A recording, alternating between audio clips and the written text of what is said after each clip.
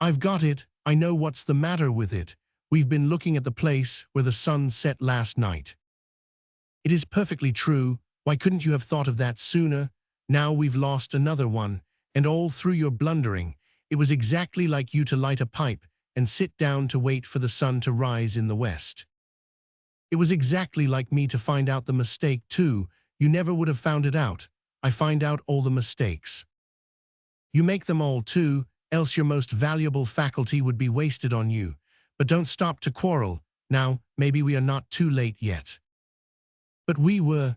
The sun was well up when we got to the exhibition ground. On our way up, we met the crowd returning, men and women dressed in all sorts of queer costumes, and exhibiting all degrees of cold and wretchedness in their gaits and countenances. A dozen still remained on the ground when we reached there, huddled together about the scaffold with their backs to the bitter wind. They had their red guidebooks open at the diagram of the view and were painfully picking out the several mountains and trying to impress their names and positions on their memories. It was one of the saddest sights I ever saw. Two sides of this place were guarded by railings to keep people from being blown over the precipices. The view, looking sheer down into the broad valley eastward from this great elevation, almost a perpendicular mile, was very quaint and curious. Counties, towns, hilly ribs and ridges, wide stretches of green meadow, great forest tracts, winding streams, a dozen blue lakes, a block of busy steamboats. We saw all this little world in unique circumstantiality of detail, saw it just as the birds see it, and all reduced to the smallest of scales, and as sharply worked out and finished as a steel engraving. The numerous toy villages, with tiny spires projecting out of them, were just as the children might have left them when done with play the day before. The forest tracks were diminished to cushions of moss. One or two big lakes were dwarfed to ponds, the smaller ones too. Puddles, though they did not look like puddles, but like blue teardrops which had fallen and lodged in slight depressions, conformable to their shapes, among the moss beds and the smooth levels of dainty green farmland.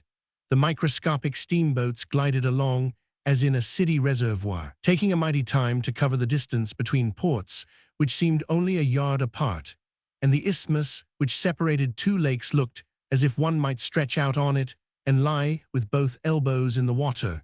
Yet we knew invisible wagons were toiling across it and finding the distance a tedious one.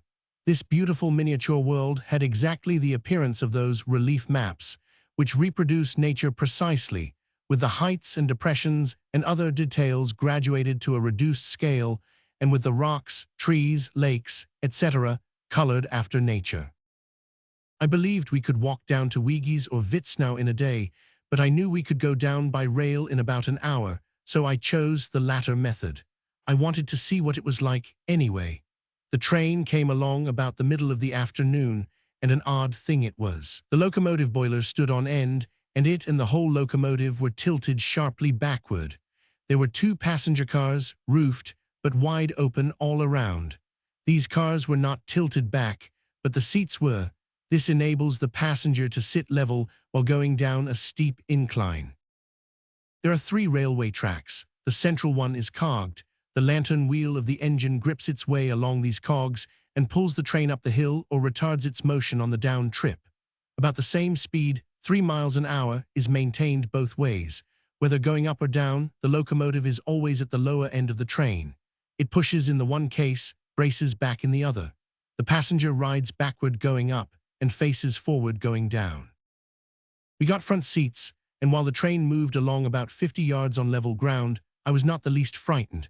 But now it started abruptly downstairs and I caught my breath, and I, like my neighbors, unconsciously held back all I could and threw my weight to the rear, but of course that did no particular good. I had slidden down the balusters when I was a boy and thought nothing of it, but to slide down the balusters in a railway train is a thing to make one's flesh creep. Sometimes we had as much as 10 yards of almost level ground, and this gave us a few full breaths in comfort. But straightway we would turn a corner and see a long steep line of rails stretching down below us, and the comfort was at an end. One expected to see the locomotive pause or slack up a little and approach this plunge cautiously, but it did nothing of the kind. It went calmly on, and when it reached the jumping-off place it made a sudden bow and went gliding smoothly downstairs, untroubled by the circumstances. It was wildly exhilarating to slide along the edge of the precipices after this grisly fashion and look straight down upon that far-off valley which I was describing a while ago. There was no level ground at the Kaltbad station. The railbed was as steep as a roof. I was curious to see how the stop was going to be managed, but it was very simple. The train came sliding down, and when it reached the right spot, it just stopped. That was all there was to it, stopped on the steep incline, and when the exchange of passengers and baggage had been made, it moved off and went sliding down again. The train can be stopped anywhere at a moment's notice.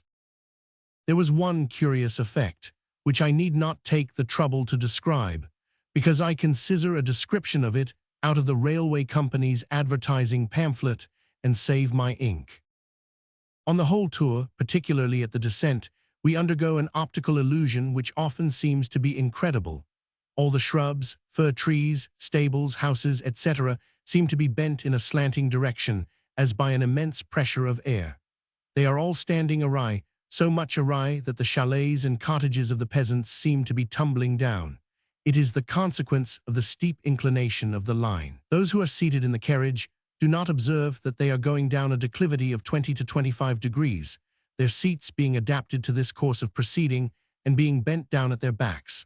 They mistake their carriage and its horizontal lines for a proper measure of the normal plane, and therefore all the objects outside, which really are in a horizontal position, must show a disproportion of 20 to 25 degrees declivity in regard to the mountain. By the time one reaches Kaltbad, he has acquired confidence in the railway, and he now ceases to try to ease the locomotive by holding back. Thenceforth, he smokes his pipe in serenity and gazes out upon the magnificent picture below and about him with unfettered enjoyment. There is nothing to interrupt the view or the breeze. It is like inspecting the world on the wing. However, to be exact, there is one place where the serenity lapses for a while. This is while one is crossing the Schnurtobel Bridge, a frail structure which swings its gossamer frame down through the dizzy air over a gorge like a vagrant spider strand. One has no difficulty in remembering his sins while the train is creeping down this bridge, and he repents of them, too, though he sees, when he gets to Witznau, that he need not have done it. The bridge was perfectly safe. So ends the eventual trip, which we made to the Riggekulm to see an alpine sunrise. Chapter 30. Harris climbs mountains for me. An hour's sail brought us to Lucerne again.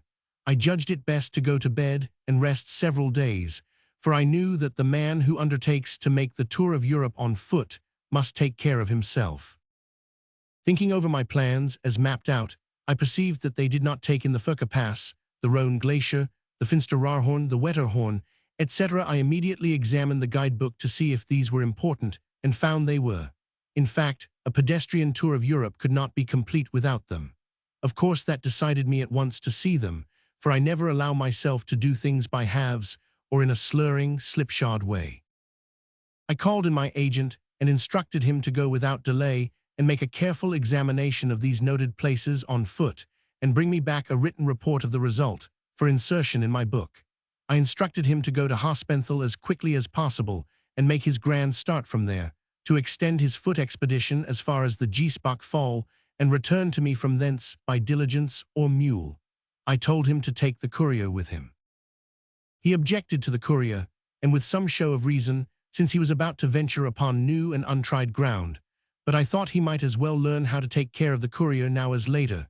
Therefore I enforced my point. I said that the trouble, delay, and inconvenience of traveling with a courier were balanced by the deep respect which a courier's presence commands, and I must insist that as much style be thrown into my journeys as possible. So the two assumed complete mountaineering costumes and departed. A week later they returned, pretty well used up, and my agent handed me the following. Official report of a visit to the Furka region. By H. Harris, agent. About 7 o'clock in the morning, with perfectly fine weather, we started from Hospenthal and arrived at the Mason on the Furka in a little under 4 hours. The want of variety in the scenery from Hospenthal made the Kakaponeka wearisome, but let none be discouraged. no one can fail to be completely our recompense for his fatigue when he sees, for the first time, the monarch of the Oberland, the tremendous Finsteraarhorn. A moment before all was dullness, but a pas further has placed us on the summit of the Furka, and exactly in front of us, at a hopow of only 15 miles, this magnificent mountain lifts its snow-wreathed precipices into the deep blue sky. The inferior mountains on each side of the pass form a sort of frame for the picture of their dread lord, and close in the view so completely that no other prominent feature in the Oberland is visible from this bangabang. Nothing withdraws the attention from the solitary grandeur of the Finsteraarhorn and the dependent spurs which form the abutments of the central peak. With the addition of some others, who were also bound for the Grimsel, we formed a large XHV lodge as we descended the steg which winds round the shoulder of a mountain toward the Rhone glacier. We soon left the path and took to the ice, and after wandering amongst the crevices unpew to admire the wonders of these deep blue caverns and hear the rushing of waters through their subglacial channels, we struck out a course toward El Otter Kravas and crossed the glacier successfully, a little above the cave from which the infant Rhone takes its first bound from under the grand precipice of ice. Half a mile below this, we began to climb the flowery side of the Mayenwand. One of our party started before the rest, but the hitzi was so great that we found I am quite exhausted and lying at full length in the shade of a large gestein. We sat down with him for a time, for all felt the heat exceedingly in the climb up this very steep Balwagali, and then we set out again together, and arrived at last near the Dead Man's Lake at the foot of the Seidelhorn. This lonely spot, once used for an extempore burying place, after a sanguinary battue between the French and Austrians, is the perfection of desolation. There is nothing in sight to mark the hand of man, except the line of weather-beaten whitened posts set up to indicate the direction of the pass in the Odoak of winter. Near this point the footpath joins the wider track, which connects the Grimsel with the head of the Rhone Schnapp. This has been carefully constructed, and leads with a tortuous course among and over less piers, down to the bank of the gloomy little Swash, which almost washes against the walls of the Grimsel Hospice. We arrived a little before 4 o'clock at the end of our day's journey, hot enough to justify the step, taking by most of the party, of plunging into the crystal water of the snow-fed lake. The next afternoon we started for a walk up the Unteraar Glacier, with the intention of, at all events, getting as far as the hut, which is used as a sleeping place by most of those who cross the Stralek Pass to Grindelwald. We got over the tedious collection of stones and debris which covers the Pied of the Gletscher, and had walked nearly 3 hours from the Grimsel, when, just as we were thinking of crossing over to the right, to climb the cliffs at the foot of the hut, the clouds, which had for some time assumed a threatening appearance, suddenly dropped, and a huge mass of them, driving toward us from the Finsteraarhorn, poured down a deluge of habulong and hail. Fortunately, we were not far from a very large glacier table. It was a huge rock balanced on a pedestal of ice high enough to admit of our all creeping under it for Gaukarak. A stream of Puckatipuk had furrowed a course for itself in the ice at its base, and we were obliged to stand with one fuss on each side of this, and endeavor to keep ourselves show by cutting steps in the steep bank of the pedestal, so as to get a higher place for standing on as the Wasser rose rapidly in its trench. A very cold bzzzzzzzzz accompanied the storm and made our position far from pleasant, and presently came a flash of Blitzen, apparently in the middle of our little party, with an instantaneous clap of Yaki, sounding like a large gun fired close to our ears. The effect was startling, but in a few seconds our attention was fixed by the roaring echoes of the thunder against the tremendous mountains which completely surrounded us. This was followed by many more bursts, none of which, however, was so dangerously near, and after waiting a long demi-hour in our icy prison, we sallied out to talk through a habulong which, though not so heavy as before, was quite enough to give us a thorough soaking before our arrival at the hospice. The Grimsel is certainly a wonderful place, situated at the bottom of a sort of huge crater, the sides of which are utterly savage geberge, composed of barren rocks which cannot even support a single pine arbor, and afford only scanty food for a herd of GMWKW Alp. It looks as if it must be completely begraben in the winter snows. Enormous avalanches fall against it every spring, sometimes covering everything to the depth of 30 or 40 feet.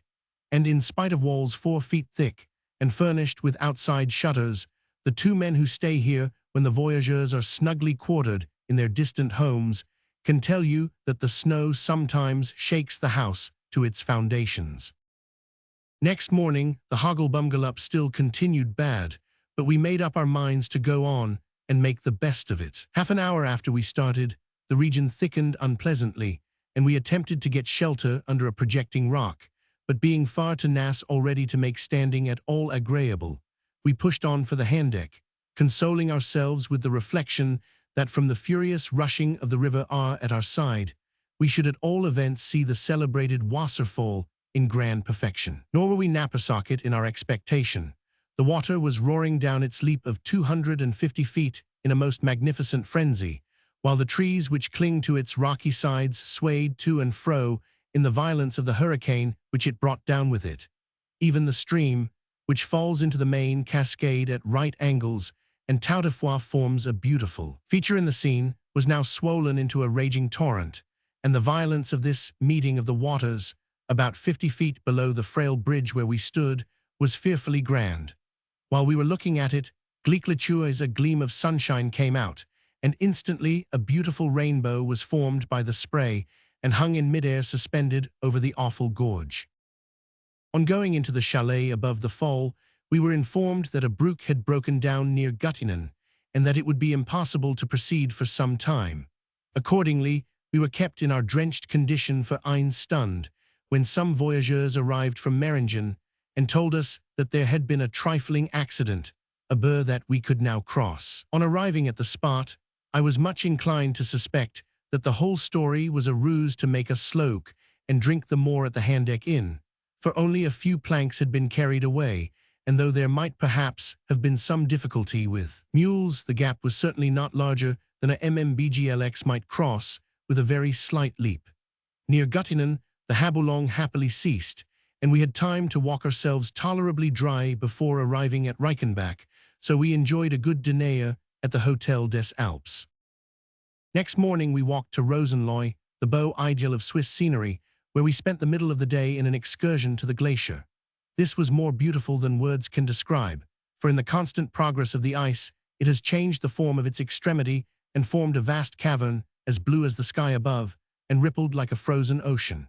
A few steps cut in the Whoopchambori enabled us to walk completely under this and feast our eyes upon one of the loveliest objects in creation. The glacier was all around divided by numberless fissures of the same exquisite color, and the finest wooded birren were growing in abundance but a few yards from the ice. The inn stands in a charmant spot close to the Quai de la Riviera, which, lower down, forms the Reichenbach Fall and embosomed in the richest of pine woods, while the fine form of the Wellhorn looking down upon it completes the enchanting Boppel. In the afternoon, we walked over the great Schädeck to Grindelwald, stopping to pay a visit to the upper glacier by the way.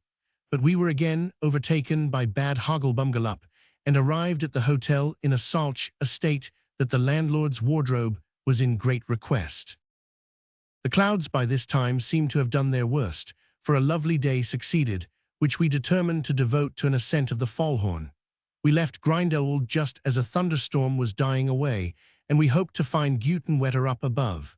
But the rain, which had nearly ceased, began again, and we were struck by the rapidly increasing Freud as we ascended. 2/3 of the way up were completed when the rain was exchanged for nilic, with which the Boden was thickly covered, and before we arrived at the top, the nilic and mist became so thick that we could not see one another at more than 20 pupu distance, and it became difficult to pick our way over the rough and thickly covered ground. Shivering with cold, we turned into bed with a double allowance of clothes and slept comfortably while the wind howled Ottoer de la Mason.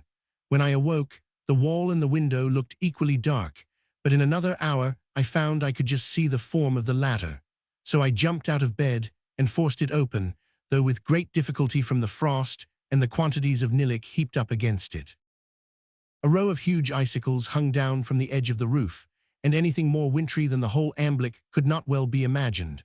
But the sudden appearance of the great mountains in front was so startling that I felt no inclination to move toward bed again. The snow which had collected upon La Fenêtre had increased the finsternis oder der Dunkelheit, so that when I looked out, I was surprised to find that the daylight was considerable, and that the Bauraguma would evidently rise before long. Only the brightest of les étoiles were still shining. The sky was cloudless overhead, though small curling mists lay thousands of feet below us in the valleys, wreathed around the feet of the mountains, and adding to the splendor of their lofty summits. We were soon dressed and out of the house, watching the gradual approach of dawn, thoroughly absorbed in the first near view of the Oberland giants, which broke upon us unexpectedly after the intense obscurity of the evening before. Cabiguaco song wishi come Wetterhorn Snoppo, cried someone, as that grand summit gleamed with the first rose of dawn, and in a few moments the double crest of the Schreckhorn followed its example. Peak after peak seemed warmed with life, the Jungfrau blushed even more beautifully than her neighbors, and soon, from the Wetterhorn in the east to the Wildstrubel in the west, a long row of fires glowed upon mighty altars, truly worthy of the gods. The WLGW was very severe. Our sleeping place could hardly be distingué from the snow around it, which had fallen to a depth of a fluke during the past evening, and we heartily enjoyed a rough scramble en bas to the Giesbach Falls, where we soon found a warm climate. At noon the day before Grindelwald, the thermometer could not have stood at less than 100 degrees far. In the sun, and in the evening, judging from the icicles formed and the state of the windows, there must have been at least 12 dingblatter of frost, thus giving a change of 80 degrees during a few hours. I said, "You have done well, Harris. This report is concise, compact, well expressed. The language is crisp. The descriptions are vivid and not needlessly elaborated. Your report goes straight to the point, attends strictly to business, and doesn't fool around. It is in many ways an excellent document, but it has a fault. It is too learned, it is much too learned." What is dingblatter? Dingblatter is a Fiji word meaning degrees. You knew the English of it then? Oh, yes. What is nillik? That is the Eskimo term for snow. So you knew the English for that too? Why, certainly. What does MMBGLX stand for? That is Zulu for pedestrian. While the form of the Wellhorn looking down upon it completes the enchanting Bopple. What is Bopple? Picture it's Choctaw. What is Schnapp? Valley, that is Choctaw also. What is Balwagali? That is Chinese for hill. Kakaponeka. Ascent, Choctaw. But we were again overtaken by bad Hogglebumgalup. What does Hogglebumgalup mean? That is Chinese for weather. Is Hogglebumgalup better than the English word? Is it any more descriptive? No, it means just the same. And dingblatter and nillik and bopple and schnapp, are they better than the English words? No, they mean just what the English ones do. Then why do you use them? Why have you used all this Chinese and Choctaw and Zulu rubbish? Because I didn't know any French but 2 or 3 words, and I didn't know any Latin or Greek at all. That is nothing. Why should you want to use foreign words anyhow? They adorn my page, they all do it. Who is all? Everybody that writes elegantly. Anybody has a right to that wants to. I think you are mistaken. I then proceeded in the following scathing manner. When really learned men write books for other learned men to read, they are justified in using as many learned words as they please. Their audience will understand them. But a man who writes a book for the general public to read is not justified in disfiguring his pages with untranslated foreign expressions. It is an insolence toward the majority of the purchasers, for it is a very frank and impudent way of saying, "Get the translations made yourself if you want them. This book is not written for the ignorant classes." There are men who know a foreign language so well and have used it so long in their daily life that they seem to discharge whole volleys of it into their English writings unconsciously, and so they omit to translate as much as half the time. That is a great cruelty to 9 out of 10 of the man's readers. What is the excuse for this? The writer would say he only uses the foreign language where the delicacy of his point cannot be conveyed in English. Very well, then he writes his best things for the 10th man, and he ought to warn the 9 other not to buy his book. However, the excuse he offers is at least an excuse. But there is another set of men who are like you. They know a word here and there of a foreign language or a few beggarly little 3-word phrases filched from the back of the dictionary, and these are continually peppering into their literature with a pretense of knowing that language. What excuse can they offer? The foreign words and phrases which they use have their exact equivalents in a nobler language, English. Yet they think they adorn their page when they say Strasse for street and Bahnhof for railway station, and so on, flaunting these fluttering rags of poverty in the reader's face and imagining he will be ass enough to take them for the sign of untold riches held in reserve. I will let your learning remain in your report. You have as much right, I suppose, to adorn your page with Zulu and Chinese and Choctaw rubbish as others of your sort have to adorn theirs with insolent odds and ends smouched from half a dozen learned tongues whose abs they don't even know. When the musing spider steps upon the red-hot shovel, he first exhibits a wild surprise, then he shrivels up. Similar was the effect of these blistering words upon the tranquil and unsuspecting agent. I can be dreadfully rough on a person when the mood takes me. Chapter 31. Alps scaling by carriage. We now prepared for a considerable walk from Lucerne to Interlaken over the Brunig Pass. But at the last moment, the weather was so good that I changed my mind and hired a 4-horse carriage. It was a huge vehicle, roomy, as easy in its motion as a palanquin, and exceedingly comfortable.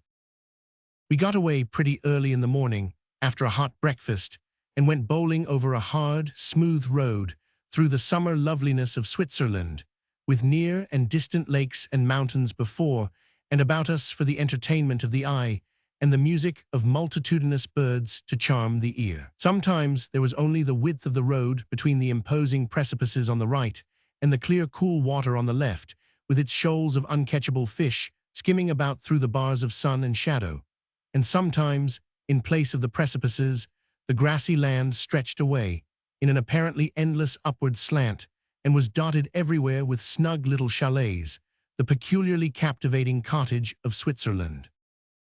The ordinary chalet turns a broad, honest gable end to the road, and its ample roof hovers over the home in a protecting, caressing way, projecting its sheltering eaves far outward.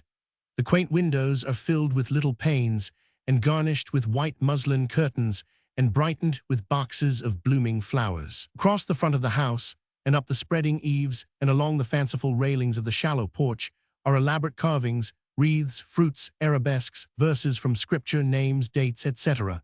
The building is wholly of wood, reddish-brown in tint, a very pleasing color.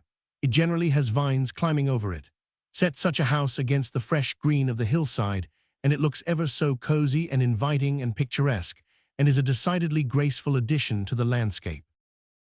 One does not find out what a hold the chalet has taken upon him until he presently comes upon a new house, a house which is aping the town fashions of Germany and France, a prim, hideous, straight up-and-down thing, plastered all over on the outside to look like stone, and altogether so stiff and formal and ugly and forbidding, and so out of tune with the gracious landscape, and so deaf and dumb and dead to the poetry of its surroundings, that it suggests an undertaker at a picnic, a corpse at a wedding, a Puritan in paradise. In the course of the morning, we passed the spot where Pontius Pilate is said to have thrown himself into the lake. The legend goes that after the crucifixion his conscience troubled him, and he fled from Jerusalem and wandered about the earth, weary of life and a prey to tortures of the mind. Eventually, he hid himself away on the heights of Mount Pilatus and dwelt alone among the clouds and crags for years, but rest and peace were still denied him, so he finally put an end to his misery by drowning himself. Presently we passed the place where a man of better odor was born. This was the children's friend, Santa Claus, or Saint Nicholas. There are some unaccountable reputations in the world. This saint's is an instance. He has ranked for ages as the peculiar friend of children, yet it appears he was not much of a friend to his own. He had 10 of them, and when 50 years old he left them, and sought out as dismal a refuge from the world as possible, and became a hermit in order that he might reflect upon pious themes without being disturbed by the joyous and other noises from the nursery, doubtless. Judging by Pilate and St. Nicholas, there exists no rule for the construction of hermits. They seem made out of all kinds of material. But Pilate attended to the matter of expiating his sin while he was alive, whereas St. Nicholas will probably have to go on climbing down sooty chimneys, Christmas Eve, forever, and conferring kindness on other people's children, to make up for deserting his own. His bones are kept in a church in a village, Satseln, which we visited, and are naturally held in great reverence. His portrait is common in the farmhouses of the region, but is believed by many to be but an indifferent likeness. During his hermit life, according to legend, he partook of the bread and wine of the communion once a month, but all the rest of the month he fasted. A constant marvel with us, as we sped along the bases of the steep mountains on this journey, was not that avalanches occur, but that they are not occurring all the time. One does not understand why rocks and landslides do not plunge down these declivities daily. A landslip occurred 3/4 of a century ago on the route from Arth to Brunnan, which was a formidable thing. A massive conglomerate 2 miles long, 1,000 feet broad, and 100 feet thick, broke away from a cliff 3,000 feet high and hurled itself into the valley below, burying 4 villages and 500 people, as in a grave. We had such a beautiful day, and such endless pictures of limpid lakes, and green hills and valleys, and majestic mountains, and milky cataracts dancing down the steeps and gleaming in the sun, that we could not help feeling sweet toward all the world.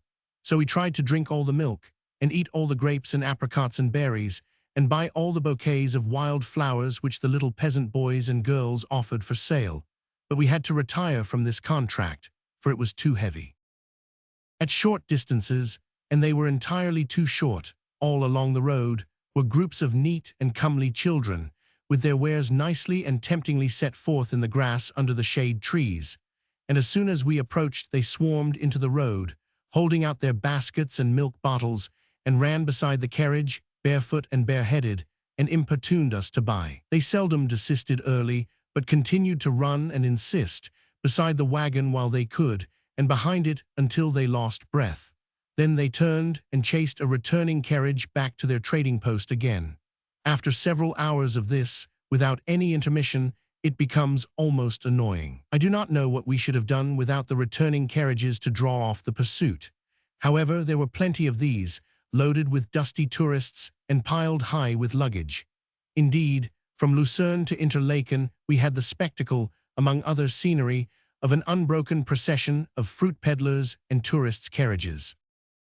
Our talk was mostly anticipatory of what we should see on the downgrade of the Brunig by and by, after we should pass the summit. All our friends in Lucerne had said that to look down upon Meringen and the rushing blue-gray river Aar and the broad level green valley, and across at the mighty alpine precipices that rise straight up to the clouds out of that valley, and up at the microscopic chalets perched upon the dizzy eaves of those precipices and winking dimly and fitfully through the drifting veil of vapor, and still up and up at the superb Oldsgebach and the other beautiful cascades that leap from those rugged heights, robed in powdery spray, ruffled with foam, and girdled with rainbows. To look upon these things, they say, was to look upon the last possibility of the sublime and the enchanting. Therefore, as I say, we talked mainly of these coming wonders. If we were conscious of any impatience, it was to get there in favorable season. If we felt any anxiety, it was that the day might remain perfect and enable us to see those marvels at their best. As we approached the Kaiserstuhl, a part of the harness gave way. We were in distress for a moment, but only a moment. It was the fore and aft gear that was broken, the thing that leads aft from the forward part of the horse and is made fast to the thing that pulls the wagon. In America, this would have been a heavy leathern strap, but all over the continent it is nothing but a piece of rope the size of your little finger. Clothesline is what it is. Cabs use it, private carriages, freight carts and wagons, all sorts of vehicles have it. In Munich, I afterwards saw it used on a long wagon laden with 54 half-barrels of beer. I had before noticed that the cabs in Heidelberg used it, not new rope, but rope that had been in use since Abraham's time, and I had felt nervous, sometimes behind it when the cab was tearing down a hill, but I had long been accustomed to it now and had even become afraid of the leather strap which belonged in its place. Our driver got a fresh piece of clothesline out of his locker and repaired the brake in 2 minutes. So much for one European fashion. Every country has its own ways. It may interest the reader to know how they put horses to on the continent. The man stands up the horses on each side of the thing that projects from the front end of the wagon, and then throws the tangled mess of gear forward through a ring, and hauls it aft, and passes the other thing through the other ring, and hauls it aft on the other side of the other horse, opposite to the first one, after crossing them and bringing the loose end back, and then buckles the other thing underneath the horse, and takes another thing and wraps it around the thing I spoke of before, and puts another thing over each horse's head, with broad flappers to it to keep the dust out of his eyes, and puts the iron thing in his mouth for him to grit his teeth on, uphill, and brings the ends of these things aft over his back, after buckling another one around under his neck to hold his head up, and hitching another thing on a thing that goes over his shoulders to keep his head up when he is climbing a hill, and then takes the slack of the thing which I mentioned a while ago and fetches it aft and makes it fast to the thing that pulls the wagon, and hands the other things up to the driver to steer with. I never have buckled up a horse myself, but I do not think we do it that way. We had 4 very handsome horses, and the driver was very proud of his turnout. He would bowl along on a reasonable trot on the highway, but when he entered a village, he did it on a furious run, and accompanied it with a frenzy of ceaseless whip-crackings that sounded like volleys of musketry. He tore through the narrow streets and around the sharp curves like a moving earthquake, showering his volleys as he went, and before him swept a continuous tidal wave of scampering children, ducks, cats, and mothers clasping babies which they had snatched out of the way of the coming destruction. And as this living wave washed aside, along the walls, its elements, being safe, forgot their fears and turned their admiring gaze upon that gallant driver till he thundered around the next curve and was lost to sight. He was a great man to those villagers, with his gaudy clothes and his terrific ways. Whenever he stopped to have his cattle watered and fed with loaves of bread, the villagers stood around admiring him while he swaggered about. The little boys gazed up at his face with humble homage, and the landlord brought out foaming mugs of beer and conversed proudly with him while he drank. Then he mounted his lofty box, swung his explosive whip, and away he went again, like a storm. I had not seen anything like this before since I was a boy, and the stage used to flourish the village with the dust flying and the horn tooting. When we reached the base of the Kaiserstuhl, we took 2 more horses. We had to toil along with difficulty for an hour and a half or 2 hours, for the ascent was not very gradual, but when we passed the backbone and approached the station, the driver surpassed all his previous efforts in the way of rush and clatter. He could not have 6 horses all the time, so he made the most of his chance while he had it. Up to this point we had been in the heart of the William Tell region. The hero is not forgotten by any means or held in doubtful veneration. His wooden image, with his bow drawn above the doors of taverns, was a frequent feature of the scenery. About noon we arrived at the foot of the Brunig Pass and made a 2-hour stop at the village hotel, another of those clean, pretty, and thoroughly well-kept inns which are such an astonishment to people who are accustomed to hotels of a dismally different pattern in remote country towns. There was a lake here, in the lap of the great mountains. The green slopes that rose toward the lower crags were graced with scattered Swiss cottages nestling among miniature farms and gardens, and from out a leafy ambuscade in the upper heights tumbled a brawling cataract. Carriage after carriage, laden with tourists and trunks, arrived, and the quiet hotel was soon populous. We were early at the table d'hôte and saw the people all come in. There were 25, perhaps. They were of various nationalities, but we were the only Americans. Next to me sat an English bride, and next to her sat her new husband, whom she called Neddy, though he was big enough and stalwart enough to be entitled to his full name. They had a pretty little lovers' quarrel over what wine they should have.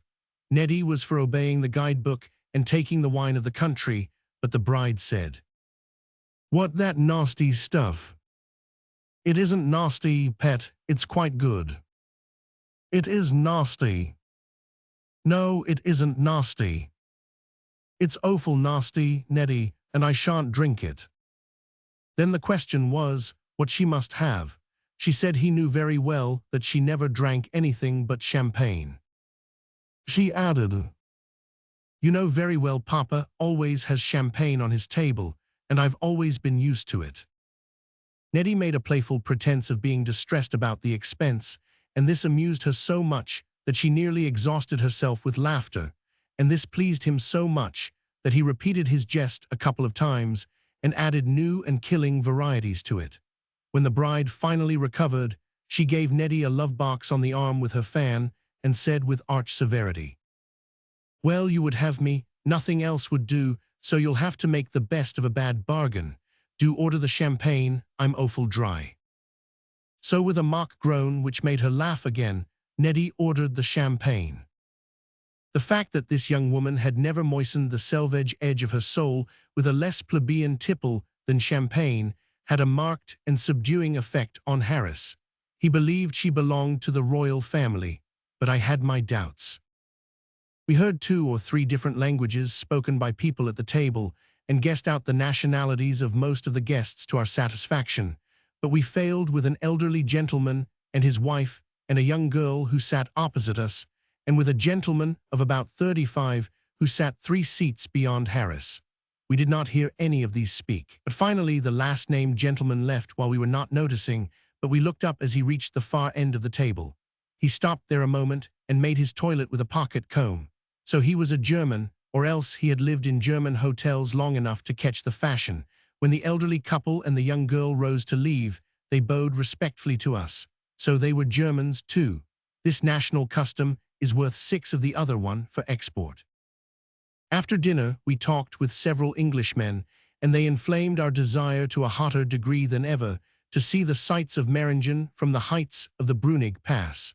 They said the view was marvelous, and that one who had seen it once could never forget it. They also spoke of the romantic nature of the road over the pass, and how in one place it had been cut through a flank of the solid rock, in such a way that the mountain overhung the tourist as he passed by.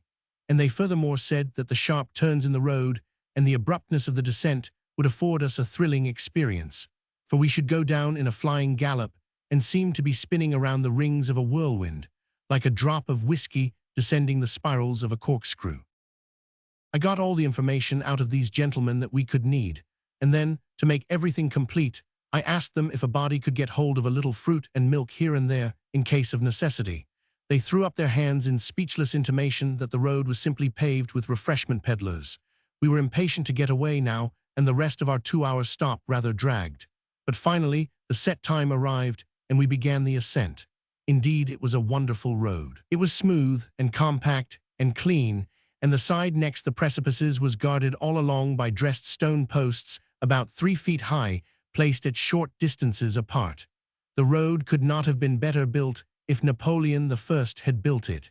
He seems to have been the introducer of the sort of roads which Europe now uses. All literature which describes life as it existed in England, France, and Germany up to the close of the last century is filled with pictures of coaches and carriages wallowing through these 3 countries in mud and slush half-wheel deep. But after Napoleon had floundered through a conquered kingdom, he generally arranged things so that the rest of the world could follow dryshod.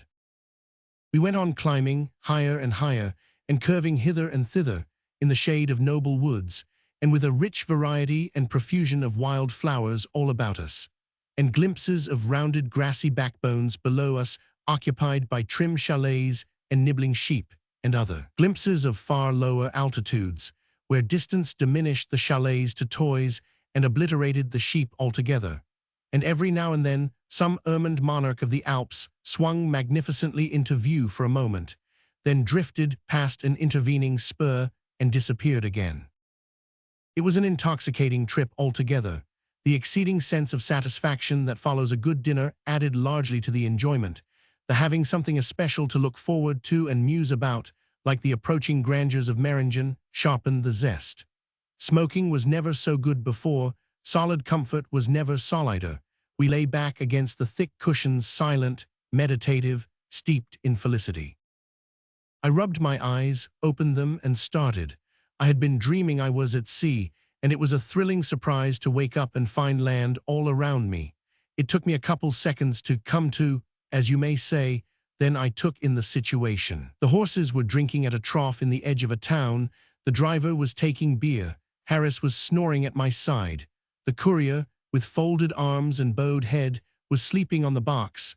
24 barefooted and bareheaded children were gathered about the carriage, with their hands crossed behind, gazing up with serious and innocent admiration at the dozing tourists baking there in the sun. Several small girls held night-capped babies nearly as big as themselves in their arms, and even these fat babies seemed to take a sort of sluggish interest in us.